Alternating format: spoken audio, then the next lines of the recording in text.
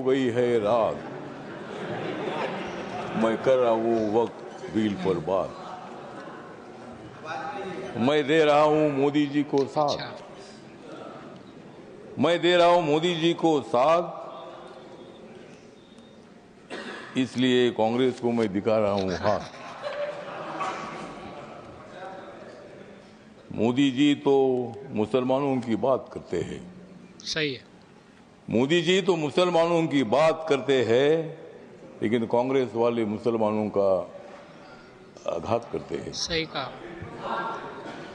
मोदी जी तो गरीबों की बात करते हैं।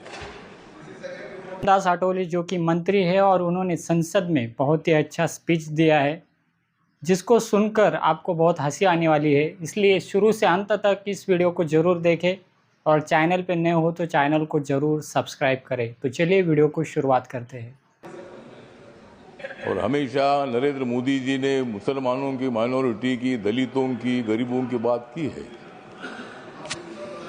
अध्यक्ष महोदय, ये बिल जो है, बिल बहुत ही सभी मुसलमानों को, मैक्सिमम मुसलमानों को, 90% मुसलमानों को न्याय देने वाला बिल है। ये जो बिल है, ये बिल असंवैधानिक नहीं है। डॉक्टर बाबा साहब अम्बेडकर जी ने संविधान बनाया, उस पार्टी से मैं आता हूं। मेरी पार्टी आरपीआई है, रिपब्लिकन पार्टी ऑफ इंडिया,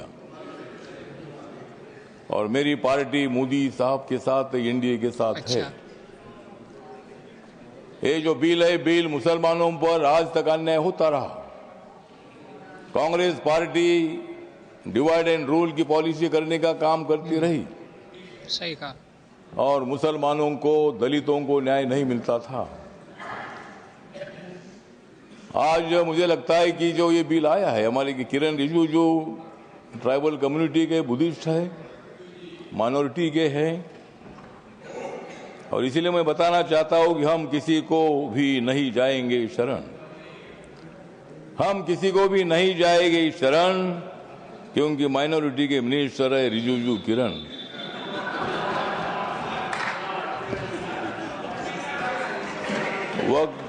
वक्त बिल का हम करते हैं स्मरण, वक्त बिल का हम करते हैं स्मरण, लेकिन अपोजिशन को हम करा देंगे हरण। सही कहा एकदम।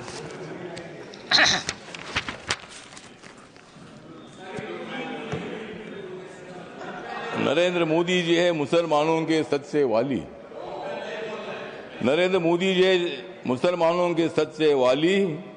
खरगे साहब बजाओ जोरदार ताली।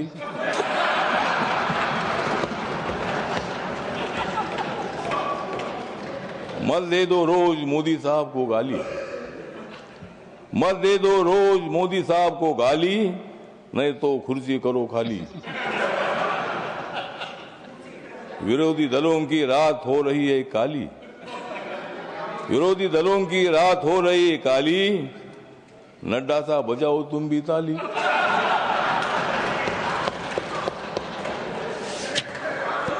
तो ये जो बिल है, ये बिल बहुत ही परिवर्तनवादी बिल है।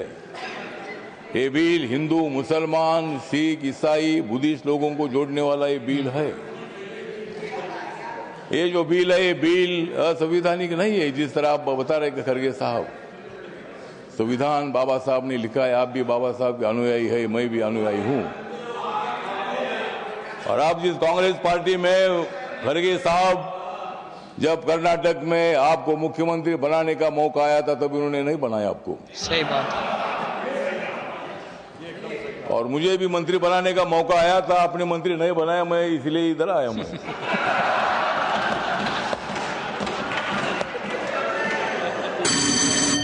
लेकिन मैं आया, लेकिन आपने तो मंत्री पद का विषय नहीं है। मतलब कांग्रेस पार्टी दलितों की बात तो करती है, बात करने से का काम नहीं चलेगा।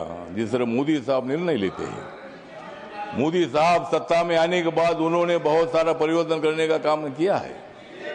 आप लोग ये मुसलमान के विरोधी करके आपने लोकसभा में वोट लिया, लेकिन अब मुसलमानों का वोट हमारे पास आ रहा है।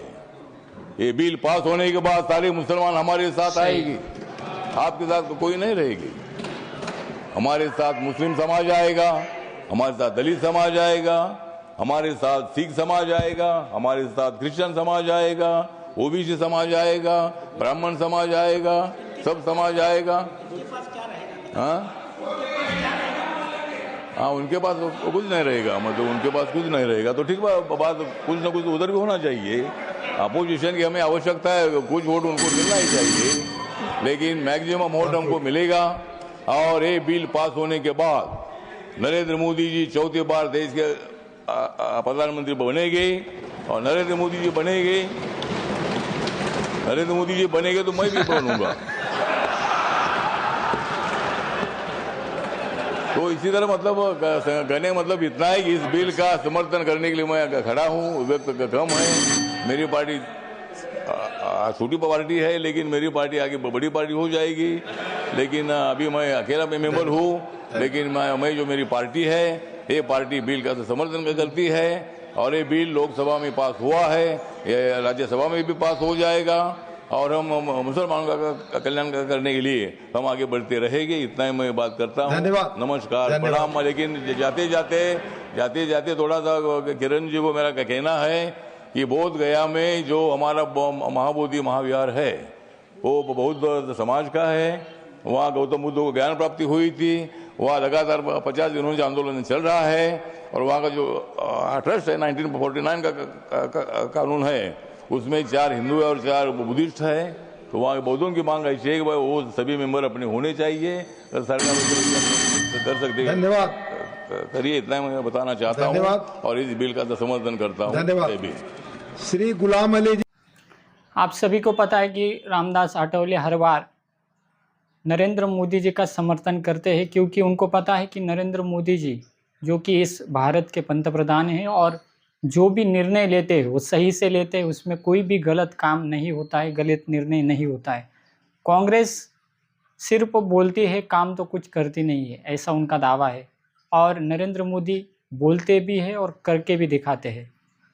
3 तलाक का जो उन्होंने कानून बनाया, कश्मीर में जो भी मसला था वो भी सॉल्व कर दिया, दलितों के लिए भी उन्होंने काम किया, और बहुत सारे काम उन्होंने करके दिखाए हैं। इसलिए रामदास आठवले जी का कहना है कि अगली बार अगर प्रधानमंत्री नरेंद्र मोदी प्रधानमंत्री बनेंगे तो मैं भी मंत्री ज़रूर बनूंगा।